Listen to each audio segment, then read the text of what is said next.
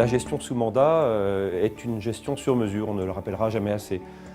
L'activité principale, essentielle d'Egamo, c'est la gestion sous mandat. La gestion assurantielle d'opérateurs mutualistes principalement, sur mesure. Le sur mesure, comme son nom l'indique, évolue. Les cadres réglementaires, les mandats de gestion dans lesquels nous travaillons ne sont pas des choses figées et nécessitent des ajustements réguliers. Qui dit régulier dit tout au long de l'année, mais néanmoins, en début d'année, c'est souvent l'occasion de se reposer les questions. Se reposer les questions en termes de performance attendue, en termes de contraintes autorisées, de classes d'actifs autorisées, de risques embarqués, mais également de reporting, etc. Avec le début de l'année 2016, Solvabilité 2 est lancée à plein cette fois-ci officiellement, et c'est bien évidemment une nouvelle occasion et une occasion additionnelle de réviser l'ensemble de nos mandats.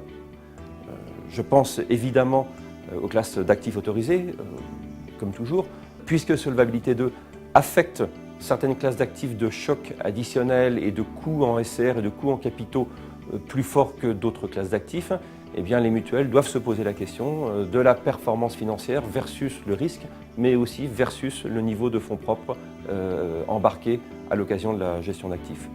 Mais ça n'est pas que les classes d'actifs. Solvabilité 2, c'est aussi de la comitologie.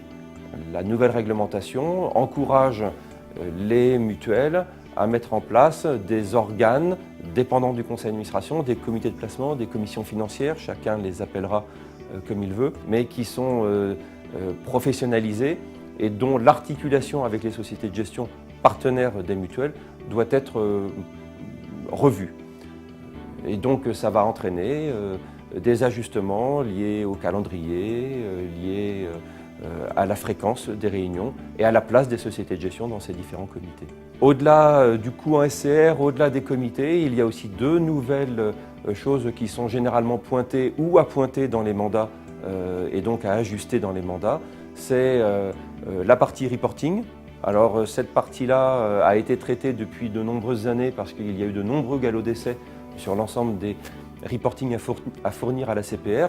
On va penser évidemment à la transparisation, mais il peut y avoir des ajustements à mettre en place dans les mandats.